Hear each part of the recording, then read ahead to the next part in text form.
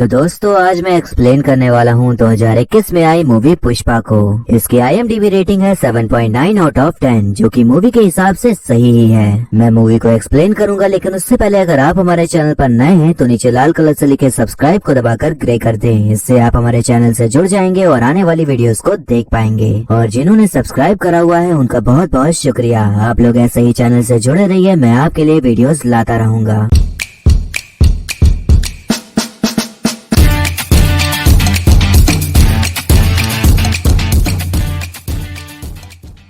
Movie की शुरुआत में हमें एक गिटार के बारे में बताया जाता है, जो कि जापान में लोग शादी में गिफ्ट के तौर पर दिया करते थे। ये गिटार भारतीय रुपए के हिसाब से 8 लाख का मिलता था, क्योंकि ये लाल चंदन की लकड़ी से बनता था। और ये लाल चंदन की लकड़ी भारत के सिर्फ शीशाचलम शहर के जंगलों में ही पाई जाती थी, तो ये तरह का सोना ही मानी जाती थी। इसे भारत से तस्करी करके चाइना और जापान में भेजा जाता था, और इसे काटना या बेचना गैर कानूनी था, इसलिए काफी रिस्की काम था। लेकिन इस गलत काम को करने वाले लोगों का ये मानना था कि जहाँ कानून होता है वहीं तो क्राइम होता है। अब इसके बाद हम एक आदमी को देखते हैं जो कि लाल चंदन की लकड़ी से भरा ट्रक तस्करी करके ले जा रहा होता है, लेकिन पुलिस वालों ने उसे रोक लिया होता है। आदमी पुलिस को घूस देने के लिए 5,000 कीमत बताता है, लेकिन पुलिस नहीं मानती। आदमी ऐसे ही कीमत बढ़ाते हुए 1 लाख पहुँच जाता है, और उसी बीच वो पुलिस वालों से हाथापाई भी कर रहा होता है। पुलिस वाले उसे पकड़ लेते हैं। तब वो कहता है कि 1 लाख सभी के लिए नहीं, बल्कि 1 लाख हर किसी को मिलेगा। ये सुनने के बाद पुलिस वाले अपनी सारी जिम्मेदारियां भूलकर पैसों के लालच में उसे छोड़ देते हैं। तब एक पुलिस वाला उस आदमी का नाम पूछता है, तो आदमी बताता है कि मेरा नाम पुष्पा है, लेकिन नाम याद मत रखना। पुष्पा दिहाड़ी मजदूरी का काम करता था और कहीं भी किसी भी फैक्ट्री में काम मिले वहीं पर लग जाता था। एक दिन ऐसे ही पुष्पा फैक्ट्री के बाहर मस्त आराम से कुर्सी में बैठे चाय पी रहा होता है, जैसे कि कोई महाराजा हो। तभी वहाँ पर फैक्ट्री का मालिक आता है और उसे देखते ही चिढ़ सा जाता है, क्योंकि वो बैठा ही ऐसा था जैसे कि फैक्ट्री उसकी हो। मालिक को उसका रवैया पसंद नहीं आता, तो वो अपने एक वर्कर को उसे समझाने के लिए भेजता है। पुष्पा अपने ही ऐट में रहता था, तो वो उसकी एक भी नहीं सुनता, बल्कि नौकरी ही छोड़कर निकल जाता है। पुष्पा का नेचर कुछ ऐसा ही था, वो किसी की भी नहीं सुनता था और न ही किसी के आगे झुकता था, बस अपने मन की ही करता था। अब एक दिन पुष्पा मजदूरी करने के लिए वहाँ बैठा होता है जहाँ से सब मजदूर काम के लिए जाते थे। वहीं पर कुछ लोग आते हैं जो काम करने के 1,000 रुपए दे रहे थे, लेकिन वो काम गैर कानूनी था। लेकिन पुष्पा उसी काम को करने के लिए निकल जाता है। पुष्पा और बाकी सभी मजदूरों को जंगल ले जाया जाता है, और यहाँ हमें पता चलता है कि उन्हें लाल चंदन के पेड़ काटने को बुलाया गया है। अब सभी लोग पेड़ काटने में पड़े होते हैं कि तभी वहाँ पर DSP गोविंद आ जाता है, जो कि ऐसे ही गैर कानूनी काम करने वालों के ऊपर लगाम लगाता था, और उसके होते हुए कोई भी गैर कानूनी काम कर पाना मुश्किल ही था।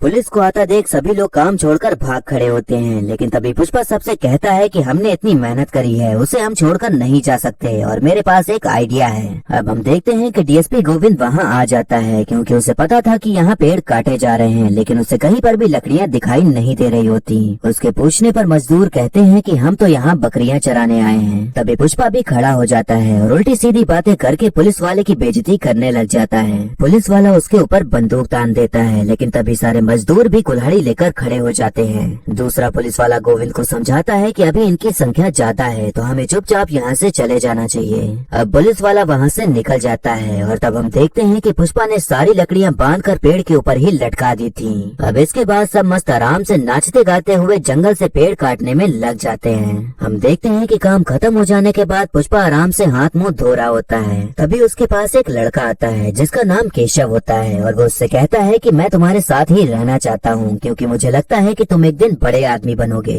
पुष्पा का वैसे भी कोई साथी नहीं था, तो वो उसे ही अपने साथ रख लेता है और उसे अपना दोस्त बना लेता है। हम देखते हैं कि DSP गोविंद पूरी पुलिस फोर्स को ही लेके आ जाता है, क्योंकि उसने तो ठान लिया था कि वो गैर कानूनी काम करने वालों को पकड़ कर ही रहेगा। पुष्पा उन्हें देख के डरता नहीं, बल्कि एक पत्थर उठाकर उनकी तरफ फेंकता है। फिर ये देखकर सभी लोग पत्थर उठा के पुलिस वालों को मारने लग जाते हैं। पुलिस वाला एक्शन लेते हुए हवाई फायरिंग करता है और फिर आगे बढ़ने लगता है, जिससे कि सब मजदूर वहाँ से भाग खड़े होते हैं। पुष्पा भागने के बजाय ट्रक को लाल चंदन की लकड़ी से लोड करता है और उसे वहाँ से लेके जाने लग जाता है। गोविंद उस उसका ही पीछा करने लग जाता है, लेकिन थोड़ी ही दूर जाने पर वो देखता है कि पुष्पा पैदल ही चलकर आ रहा था और उसने ट्रक कहीं छुपा दिया था।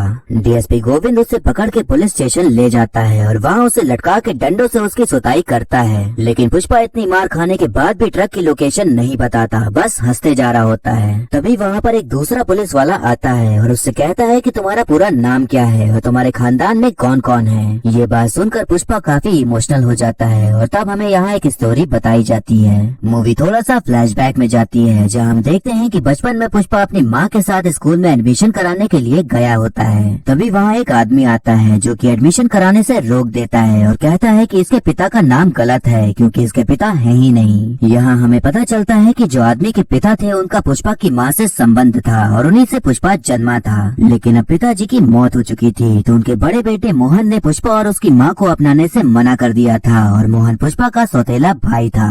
मोहन पुष्पा को अपने पास बुलाता है और उससे कहता है कि तुम्हारा नाम सिर्फ पुष्पा राज है और कुछ भी नहीं। इस बात से पुष्पा को काफी गहरा असर होता है, जिसकी वजह से तभी से वो एक कंधे को ऊपर उठाकर चलने लगा था। कहानियाँ प्रेजेंट में आती है, जहाँ हम देखते हैं कि एक पुलिस वाला पुष्पा को खिलाने पिलाने के लिए एक होटल में लाया होता है। तभी वहाँ पर उसे केशव भी मिल जाता है। अब वहाँ पर दो आदमी आते हैं जिनका नाम जॉली रेड्डी और जक्का रेड्डी होता है, जो कि दोनों भाई होते हैं और जो लाल चंदन सप्लाई करने का काम था वो उनके ही अंडर आता था। जॉली रेड्डी काफी ज्यादा गुस्सैल किस्म का था और वो एक नशेड़ी और लड़कियों के साथ गलत काम करने वाला आदमी था, और वहीं जक्का रेड्डी इस पूरे लाल चंदन के बिजनेस को संभालता था। वैसे तो ये तीन भाई हैं, लेकिन तीसरे भाई के बारे में आपको आगे पता चलेगा। जो ट्रक में माल था जिसे पुष्पा ने छुपा दिया था, उसी के बारे में पता करने के लिए ये दोनों आए होते हैं। तो वो पुष्पा से ट्रक के बारे में पूछते हैं। पुष्पा कहता है कि आपका माल मैंने छुपा दिया और पुलिस के हाथ आने नहीं दिया, जबकि उन्होंने मुझे इतना मारा तो भी मैंने अपना मुंह नहीं खोला, तो उसके लिए कीमत तो लगेगी, जो कि है पूरे 5 लाख रुपए। ये सुनकर जॉली रेड्डी गुस्सा जाता है कि एक मजदूर उसके ही माल का पैसा मांग रहा है, लेकिन जक्का रेड्डी समझता है कि आदमी भरोसे वाला है, क्योंकि इतनी मार खाने के बाद भी उसने मुंह नहीं खोला, तो वो पैसे देने के लिए तैयार हो जाता है। पुष्पा उन्हें एक जगह पर लेकर जाता है जहाँ पर एक बड़ा सा कुआं बना हुआ था, और तब हमें यहाँ पता चलता है कि पुष्पा ने उसी कुएं के अंदर ही पूरा ट्रक डुबा दिया था। पुष्पा ने ऐसा करके जक्का रेड्डी का भरोसा जीत लिया था और उसे उसी वक्त 5 लाख रुपए भी मिल जाते हैं। पुष्पा उनके साथ ही गाड़ी में बैठकर जाने लगता है, लेकिन जॉली रेड्डी उसे गाड़ी में बैठने नहीं देता, बल्कि उसके मुंह पर कुछ पैसे मारकर ऑटो से जाने के लिए कह देता है। इस बात से पुष्पा का ईगो एकदम हर्ट हो जाता है। तब वो केशव से कहता है कि मैं आया गाड़ी में था तो जाऊंगा भी गाड़ी में ही, इसलिए जो पैसे मिले हैं उन पैसों से वैसे ही गाड़ी लेकर आओ। पुष्पा वैसे ही सेम लाल रंग की गाड़ी खरीद लेता है और अपनी माँ के पास जाता है, और तब उसकी माँ काफी खुश हो जाती है। अब पुष्पा जक्का रेड्डी के घर जाता है क्योंकि उसने ही उसको बुलाया था। तब हम यहाँ पर जॉली और जक्का के बड़े भाई कोंडा रेड्डी को देखते हैं, जो कि इस बिजनेस के हर गलत काम को संभालता था, और उसके लिए लोगों को मारना काटना बहुत ही आम बात थी। लेकिन बस एक बात थी कि इसी मार काट में उसने अपना एक हाथ गवा दिया था। कोंडा रेड्डी अपने आदमियों को मार रहा होता है क्योंकि उनकी वजह से ही उसका माल पकड़ा जाने वाला था। आदमी लोग बताते हैं कि ट्रक से माल ले जाने पर बहुत खतरा रहता है और इतने सारे चेक पोस्ट पड़ते हैं कि माल पकड़ा ही जाता है। तभी पुष्पा बीच में बोलता है कि गाना गाने ना आता हो तो इसका मतलब ये नहीं कि गाना खराब है, और जो काम ये नहीं कर सकते वो मैं कर सकता हूँ। जॉली रेड्डी और बाकी सभी लोग उस पर हंसने लग जाते हैं क्योंकि वो उसे एक मामूली मजदूर ही समझ रहे थे। तभी पुष्पा अपना आइडिया कोंडा रेड्डी को बताता है, और तब कोंडा रेड्डी उसका आइडिया सुनकर काफी इम्प्रेस हो जाता है। पुष्पा का आइडिया ये था कि जिस ट्रक में दूध ले जाया जाता है उसे आधे से काट देना, फिर उसमें लाल चंदन भर के उसको सील कर देना और उसके ऊपर से दूध डाल देना, तो कभी कोई समझ ही नहीं पाएगा कि उसमें लाल चंदन छुपा कर ले जाया जा रहा है। इसी आइडिया को अपनाते हुए पुष्पा लाल चंदन की तस्करी करने लग जाता है, और तब गोविंद समझ भी नहीं पाता कि क्या घोटाला चल रहा है। अब एक दिन पुष्पा दूध भरवाने के लिए एक जगह पर जाता है। तभी वहाँ पर उसे श्रीवल्ली नाम की लड़की दिखती है, जिसे देखकर वो उससे आकर्षित हो जाता है और उसकी आंखें उस पर ही जाकर अटक जाती हैं, जैसे कि उसे पहली नजर में उससे प्यार हो गया हो। अब पुष्पा काम के बहाने डेली ही वहाँ आकर उसे देखने लग जाता है और उम्मीद करता है कि श्रीवल्ली भी उसे वैसे ही देखे जैसे कि वो उसे देखता है, लेकिन श्रीवल्ली कभी भी उसकी तरफ एक झलक भी नहीं देखती। अब एक दिन हम देखते हैं कि श्रीवल्ली अपने दोस्तों के साथ मूवी देखने गई होती है, लेकिन टिकट काफी महंगा मिल रहा होता है। तभी वहाँ पर केशव आता है और कहता है कि मैं तुम लोगों को टिकट के पैसे दूंगा, लेकिन श्रीवल्ली को पुष्पा की तरफ देखकर मुस्कुराना होगा। अब उन सभी को तो अपने फेवरेट हीरो की मूवी देखनी थी और बस मुस्कुराने का पैसा मिल रहा था, तो श्रीवल्ली ऐसा करने के लिए मान जाती है। अगले दिन हम देखते हैं कि श्रीवल्ली पुष्पा के पास जाती है और उसे देखकर मुस्कुराने लग जाती है, जिसे देखकर पुष्पा काफी खुश हो जाता है और ये सोचने लग जाता है कि श्रीवल्ली भी उससे प्यार करती है। वो तुरंत ही श्रीवल्ली के पास पहुंच जाता है और मुस्कुराते हुए बातें करने लग जाता है। श्रीवल्ली तब सब कुछ बक देती है कि तुम्हारे दोस्त ने मुझे मुस्कुराने के पैसे दिए थे, इसलिए मैं मुस्कुरा रही थी, वरना मैं तो तुम्हें भाव भी नहीं देती। अब ये सुनकर पुष्पा का पूरा पोपट हो जाता है और तब वो केशव को पकड़कर मारने लग जाता है। लेकिन तभी वो कहता है कि अगर 1000 रुपए में वो मुस्कुराने के लिए मान गई तो उसे 5000 दे दो और कहो कि मुझे किस करे। केशव ये सुनकर काफी भौचक्का रह जाता है, क्योंकि थोड़ी देर पहले ही पुष्पा ने कहा था कि वो एक लड़की है, किसी की जागीर नहीं कि पैसे देकर हासिल कर लिया, लेकिन अब खुद पुष्पा ही ऐसा करने के लिए कह रहा था। अब हम देखते हैं कि डीएसपी गोविंद दूध के नीचे लाल चंदन छुपा कर ले जाने वाली तरकीब को पकड़ लेता है और तब वो 2 आदमियों को धर दबोचता है। दोनों आदमी काफी डर जाते हैं और बोल देते हैं कि ये सब पुष्पा का ही आइडिया था। गोविंद कहता है कि मैं तुम्हें छोड़ दूंगा, लेकिन उसके लिए तुम्हें मेरे खबरी का काम करना होगा और सारा माल कहाँ जाता है कहाँ आता है सब बताना होगा और उसके लिए तुम्हें 50 लाख मिलेगा। पैसों के लालच के चक्कर में दोनों लोग खबरी बनने को मान जाते हैं। अब हम देखते हैं कि श्रीवल्ली 5000 में पुष्पा को किस करने के लिए मान गई थी, तो वो पुष्पा के पास आती है। फिर दोनों लोग किस करने के लिए अपनी पोजीशन ले लेते हैं। तभी श्रीवल्ली रोने लग जाती है और कहती है कि मुझे बिल्कुल भी करने का मन नहीं है, लेकिन मेरे दोस्तों ने पैसों के चक्कर में मुझे भेज दिया, लेकिन मैं अपनी पहली किस अपने पति को ही देना चाहती हूँ। श्रीवल्ली अब जोर जोर से रोने लग जाती है और तब उसकी दोस्त उसे वहाँ से लेकर चली जाती है। पुष्पा कहता है कि मैंने उससे पैसे दिए हैं तो मैं उससे किस लेकर रहूंगा, फिर चाहे उसके लिए मुझे उसका पति ही बनना पड़े। अब हम एक आदमी को देखते हैं जिसका नाम मंगल शीनू होता है और यही मेन आदमी था जिसको सब लोग माल बेचते थे और फिर मंगल शीनू लाल चंदन को बाकी बड़े सप्लायर्स को बेचता था। मंगल शीनू अपने काम के लिए कुछ भी कर सकता था और अगर कोई उसे धोखा दे तो उसे मौत के घाट उतार देता था। मंगल शीनू कोंडा रेड्डी के पास आता है और अपना सारा माल उसको छुपा कर रखने को कह देता है, क्योंकि उसे शक था कि शायद पुलिस उसके माल को ढूंढ रही है। कोंडा रेड्डी पूरा माल अपने खुफिया अड्डे पर रखने के लिए मान जाता है, क्योंकि कोंडा रेड्डी मंगल शीनू को ही अपना माल बेचता था, इसलिए उससे अच्छे संबंध बनाए रखना ही जरूरी था। वहीं पर हम एक आदमी को देखते हैं जिसका नाम मोरगलिस होता है और वो मंगल शीनू का साला होता है, जो कि मंगल शीनू के लिए मार काट का काम करता था।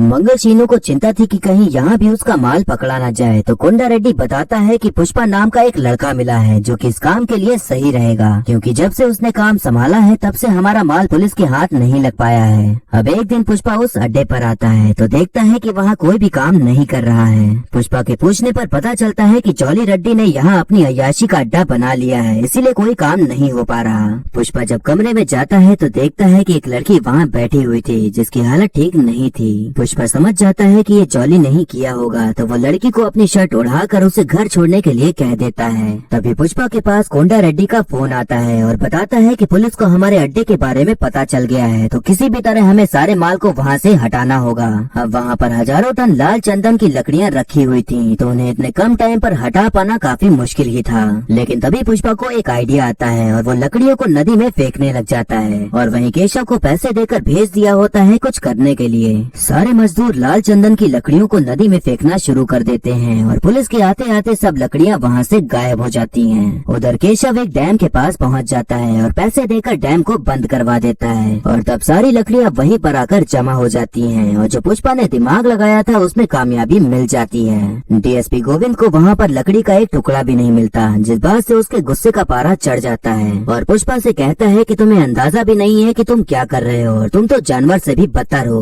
पुष्पा कहता है कि इस दुनिया से बदतर कुछ भी नहीं है। इस दुनिया ने आपके हाथ में पिस्तौल दी है और मेरे हाथ में कुल्हाड़ी और हम सब अपनी लड़ाई लड़ रहे हैं। गोविंद कहता है कि आज भले ही तू जीत का जश्न मना ले, लेकिन आने वाले समय में तू हार का मातम ही मनाएगा। और इतना कहने के बाद वो वहाँ से चला जाता है। पुष्पा ने जो करोड़ों का माल पुलिस से बचाया था उसके लिए वो सबका हीरो बन गया था, तो उसी के खुशी में मंगल शीनू एक पार्टी रखता है जहाँ पर सभी बड़े गुंडे और मंत्री आए होते हैं। वहाँ हम देखते हैं कि 2 आदमी एक दूसरे से बात कर रहे होते हैं कि मंगल शीनू माल को 1 करोड़ में बेचता है और बाकी सबको 25 लाख ही देता है, तो इस तरह से सारे पैसे वो अपने पास ही रख रहा है। ये सारी बात पुष्पा सुन लेता है तो वो कोंडा रेड्डी को जाकर बताता है और कहता है कि हमें और ज्यादा पैसे की डिमांड करनी चाहिए। कोंडा रेड्डी कहता है कि हम ऐसे ही पैसे बढ़ाने की बात नहीं कर सकते, वरना उसे बुरा लग गया तो हमारे रास्ते लग जाएंगे, लेकिन तुम जाकर उससे बात कर सकते हो और अगर वो मान गया तो आधा हिस्सा तुम्हारा हुआ। पुष्पा उस टाइम कोई भी एक्शन नहीं लेता और उस बात को टाल देता है, क्योंकि उस समय वो भी कोई रिस्क नहीं लेना चाहता था। उसी पार्टी में श्रीवल्ली के पिता भी आए होते हैं, क्योंकि वो कोंडा रेड्डी के साथ साथ ही काम करते थे। केशव उनसे कहता है कि पुष्पा आपकी लड़की के लिए सही रहेगा और वह मुल्लेटी वेंकट रमन का छोटा बेटा है। पुष्पा के जो पिताजी थे वो एक टाइम पे बहुत ही जाने माने आदमी थे, तो उनका नाम सुनते ही श्रीवल्ली के पिता शादी के लिए हाँ कर देते हैं। अब हम देखते हैं कि पुष्पा और उसकी माँ सभी लोग शादी के लिए श्रीवल्ली के घर आ गए होते हैं और सभी लोग काफी खुश होते हैं। तभी वहाँ पर पुष्पा का सौतेला भाई मोहन आ जाता है और वह सभी लोगों के सामने कहता है कि पुष्पा एक नाजायज औलाद है और उसका मेरे पिता से कोई संबंध नहीं है। वो ऐसे ही पुष्पा की माँ की भी बेइज्जती करते जा रहा होता है, जिससे कि पुष्पा को गुस्सा आ जाता है और वो उसे मारने लग जाता है। इसी झड़प में पुष्पा की माँ को चोट आ जाती है, तो पुष्पा उन्हें तुरंत हॉस्पिटल लेके जाता है। पुष्पा के सौतेले भाई ने बचपन से लेकर आज तक जो पुष्पा के साथ गलत किया था उसको देखते हुए पुष्पा ये कसम खाता है कि अब चाहे जो हो जाए वो बड़ा आदमी बनकर रहेगा और किसी के आगे कभी झुकेगा नहीं। पुष्पा सीधा मंगल शीनू के पास जाता है और कहता है कि जो माल हम देते हैं उसका 1 करोड़ चाहिए, वरना मैं माल चेन्नई जाकर डायरेक्ट मुर्गन को बेचूंगा। पुष्पा उन्हीं लोगों के सामने उनके ही फोन से मुर्गन को कॉल लगा देता है और डायरेक्ट उसे ही माल बेचने की डील कर लेता है। इस बात से मंगल शीनू को बहुत गुस्सा आ जाता है, तो उसके गुंडे पुष्पा को मारने के लिए आगे बढ़ते हैं, लेकिन एक एक करके सब धराशाही हो जाते हैं। पुष्पा जाते जाते कहता है कि पुष्पा नाम सुन के फ्लावर समझे क्या, फायर है मैं। अब पुष्पा 5 टन लाल चंदन लेकर डायरेक्ट मुर्गन से मिलता है और उससे हर एक टन के लिए 1.5 करोड़ की डील फिक्स कर लेता है। पुष्पा कोंडा रेड्डी को बिना बताए ही मुर्गन से मिलने आ गया था, लेकिन जब पुष्पा उन्हें कीमत बताता है तो कोंडा रेड्डी भी इसके लिए हामी भर देता है और तब पुष्पा कोंडा के बिजनेस का आधा हिस्सेदार बन जाता है। अब जॉली रेड्डी को उन 2 लोगों के बारे में पता चल गया था जिन्होंने डीएसपी गोविंद को उनके अड्डे की खबर दी थी, तो वो उनको पकड़ के बहुत मारता है और उन 2 में से एक श्रीवल्ली के पिता होते हैं। जॉली रेड्डी को पता चलता है कि उस आदमी की एक बेटी है जो कि उसे पहले से ही पसंद थी। जॉली श्रीवल्ली के पास जाता है और कहता है कि तुम्हें सच धज के मेरे पास आना होगा और मेरे साथ रात बितानी होगी, नहीं तो मैं तेरे पिता को मार डालूंगा। श्रीवल्ली अपने पिता से बहुत प्यार करती थी और उसके पास और कोई चारा भी नहीं था, इसीलिए ऐसा करने के लिए तैयार हो जाती है। श्रीवल्ली तैयार होने के बाद जॉली के पास नहीं बल्कि पुष्पा के पास जाती है और तब उसे पूरी बात बता देती है। उन दोनों के शादी के टाइम जो हुआ था उसके बाद से पुष्पा ने श्रीवल्ली के आसपास जाना भी छोड़ दिया था, क्योंकि उसे लगता था कि श्रीवल्ली उससे प्यार नहीं करती। लेकिन तभी श्रीवल्ली बताती है कि उसने जब पहली बार उसे देखा था तभी ही पसंद कर लिया था, इसलिए वो हर चीज करने के लिए तैयार हो जाती थी। लेकिन मैंने ये कहा था कि मैं सब कुछ पहले अपने पति के साथ ही करना चाहती हूँ, तो मैं तुम्हें ही अपना पति मानती हूँ, इसलिए आज रात तुम मेरे साथ गुजार लो, फिर उसके बाद मैं जॉली के पास चली जाऊंगी। पुष्पा भले ही मुंह बना के बैठा था, लेकिन वो श्रीवल्ली से प्यार तो करता ही था, तो वो कहता है कि मेरे होते हुए तुम्हें कोई हाथ भी नहीं लगा सकता। पुष्पा श्रीवल्ली को लेकर जॉली के पास जाता है, तब पुष्पा जॉली को कपड़े की तरह धो धोकर एकदम निचोड़ डालता है। जॉली मरी हुई हालत में पुष्पा से कहता है कि मैं ये अपने भाई को नहीं बताऊंगा, बल्कि मैं खुद तुमसे बदला लूंगा, तो उसके लिए तैयार हो जाओ। पुष्पा जॉली को एकदम हल्के में लेते हुए श्रीवल्ली के साथ आराम से निकल जाता है। अगले दिन हम जॉली को हॉस्पिटल में पड़ा हुआ देखते हैं, लेकिन तब वो अपने भाई को बिल्कुल भी नहीं बताता कि उसे किसने मारा है।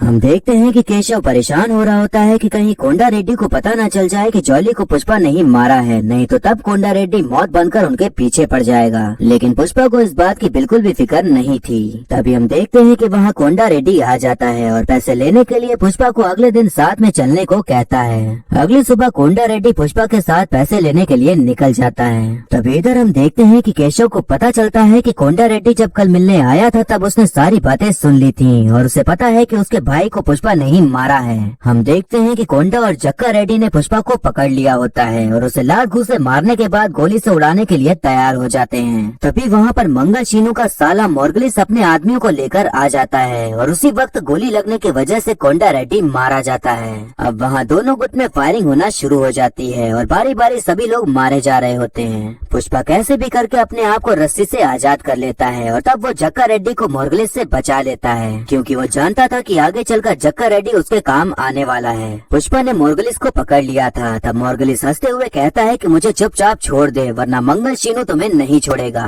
पुष्पा ने तो कसम खा रखी थी कि वो किसी के आगे झुकेगा नहीं, तो वो तुरंत ही मोर्गलिस के भेजे को उड़ा देता है और उसकी कहानी का दी एंड हो जाता है। पुष्पा ने मंगल शीनू के साले को मारकर अब उसे अपना दुश्मन बना लिया था, जो कि कभी कोई ऐसा होने देना नहीं चाहता था। पर अब पुष्पा ने तो अपनी हदों को पार करते हुए आगे बढ़ने का सोच लिया था।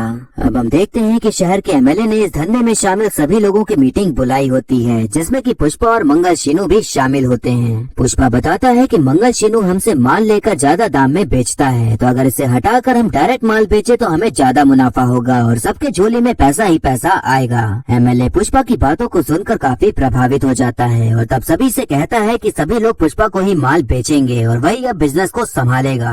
पुष्पा अब इस इलीगल काम का मेन लीडर बन चुका था और एमएलए भी अब सीएम बन जाता है, तो सारे गैर कानूनी काम उसके लिए आसान हो गए थे और उन्हें रोकने वाला कोई भी बड़ा दुश्मन नहीं बचा था, क्योंकि गोविंद ने अपनी नौकरी से इस्तीफा दे दिया था। पुष्पा ऐसे ही करते हुए पॉलिटिक्स में भी शामिल हो जाता है और अब वो बहुत ही ज्यादा अमीर आदमी बन जाता है। इतना अमीर कि अगर उसके सामने कोई भी खड़ा होता तो उसके ऊपर पैसों की बरसात कर देता था, जिससे कि कोई भी उसके खिलाफ खड़ा हो ही नहीं पाता था। वहीं जॉली रेड्डी भी उस हालत में नहीं था कि पुष्पा से बदला ले सके और मंगल शीनू भी अब हार मान चुका था, क्योंकि उसके हाथ से सारी पावर जा चुकी थी। अब हम देखते हैं कि शहर में एक नया पुलिस वाला आता है जिसका नाम भंवर सिंह होता है और वो काफी टेढ़ा किस्म का आदमी था जो दिमाग घूमने पर कुछ भी कर सकता था। श्रीवल्ली के परिवार ने पुष्पा को एक्सेप्ट कर लिया था तो उनकी शादी भी तय हो गई थी। तो उसी शादी का कार्ड देने के लिए पुष्पा भंवर सिंह से मिलने के लिए पुलिस स्टेशन जाता है। पुष्पा कमीशन के तौर पर भंवर सिंह को 1 करोड़ देता है और कहता है कि ये हर महीने आता रहेगा। भंवर सिंह एक एक करके सारे नोट गिनता है और कहता है कि कुछ तो कमी लग रही है।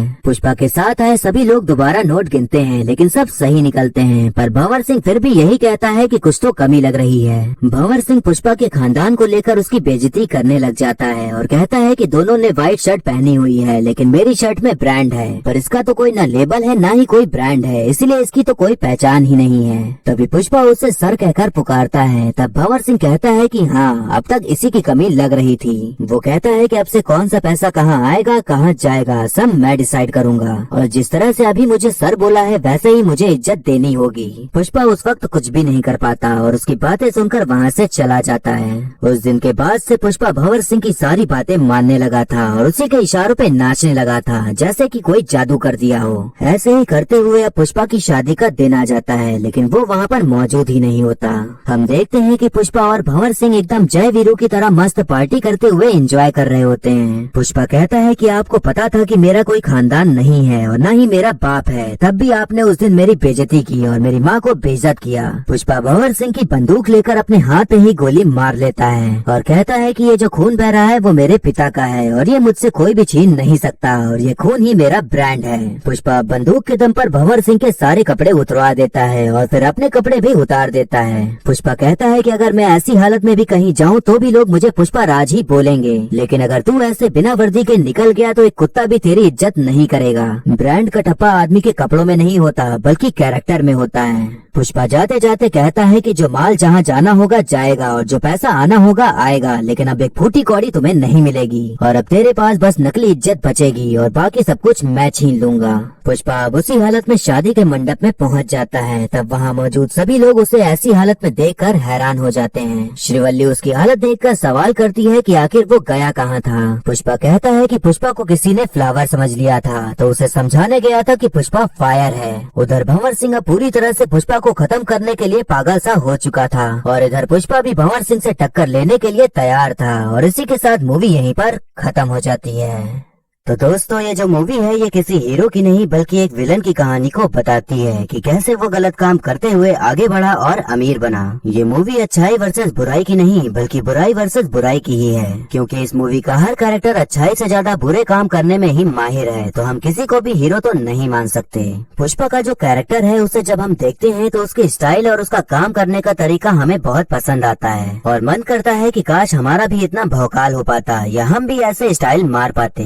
लेकिन असलियत ये है कि अगर हम रियल लाइफ में पुष्पा बनने की कोशिश करेंगे तो हम सीधा जेल में नजर आएंगे, क्योंकि पुष्पा जो काम करता है वो देखने में तो अच्छा लगता है लेकिन कानून के नजर में तो गलत ही है। इस मूवी को लेकर काफी मिक्स रिस्पांस देखने को मिलता है। अगर हम इसे सिर्फ एंटरटेनमेंट पर्पज से देखें तो ये बहुत ही ज्यादा अच्छी है और आपको देखने में मजा भी आएगा, लेकिन जब आप ये सोचकर देखेंगे कि इस मूवी से कुछ सीखने मिले तब ये मूवी गड़बड़ा जाती है। कुछ चीजें हैं जो इसमें सही नहीं लगती, लेकिन इसका अगला पार्ट भी आएगा तो अगर उसमें ये चीजें सही हो जाती हैं तो काफी अच्छा रहेगा। जैसे कि पुष्पा जो गैर कानूनी काम करता है उसे हीरो की तरह दिखाया गया है, और जो पुलिस इस गैर कानूनी काम को रोकने की कोशिश करती है उसे विलन की तरह दिखाया गया है। पुष्पा का ये मानना है कि ये दुनिया बहुत बुरी है और अगर यहाँ जीना है तो हमें भी बुरा बनना ही होगा। मैं इस बात से सहमत हूँ। मेरे ख्याल से सभी सहमत होंगे कि जालिम दुनिया में रहना है तो थोड़ा तो टेढ़ा बनना होगा। लेकिन अगर ऐसे ही सोचकर हर इंसान पुष्पा बनने लग जाएगा तो भारत की जेल ठसाठस भरी ही मिलेगी, क्योंकि असल जिंदगी में उसकी जगह वही है। इस मूवी को जब आप देखेंगे तो इसकी कहानी आपको कुछ कुछ KGF की याद दिला सकती है, लेकिन मूवी के एंड होने पर उस तरह की एक्साइटमेंट बिल्कुल भी देखने को नहीं मिलती जैसे बाहुबली 2 के आने की थी या KGF 2 के आने की है।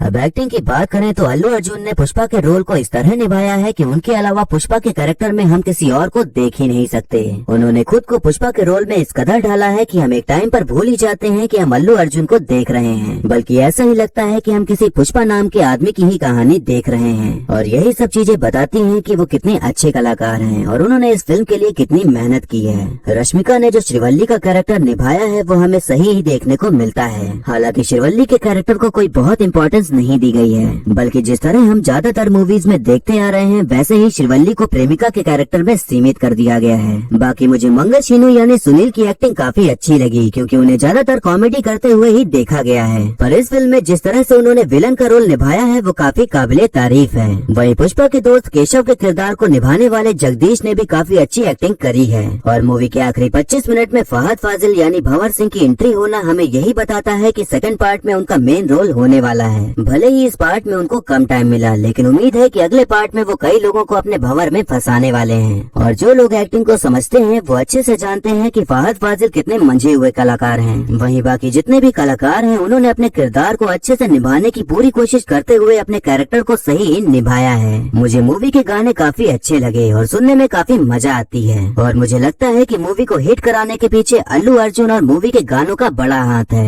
एट लास्ट बस मैं यही कहूँगा कि अगर आपको एक्शन और मारधाड़ पसंद है तो ये मूवी आपको बेहद पसंद आएगी। ओवरऑल ये काफी सही मूवी है, लेकिन अगर आप थोड़ा डिटेल में जाएंगे तो फिल्म में काफी खामियां देखने को मिल सकती हैं। तो इसे बस एंटरटेनमेंट के लिए देखा जा सकता है। इस मूवी को अगर आप देखना चाहते हैं तो इसे Amazon प्राइम पर देख सकते हैं, और ये वन टाइम वॉच मूवी तो है ही। तो ये था एक्सप्लेनेशन पुष्पा मूवी का। आपको मूवी और मेरा एक्सप्लेन करना कैसा लगा ये कमेंट करके जरूर बताइएगा। और ऐसे ही आने वाली वीडियोस देखते रहने के लिए हमारे चैनल को सब्सक्राइब करें और बेल आइकन दबा दें, जिससे कि आपको नई वीडियोस की नोटिफिकेशन मिल जाएगी।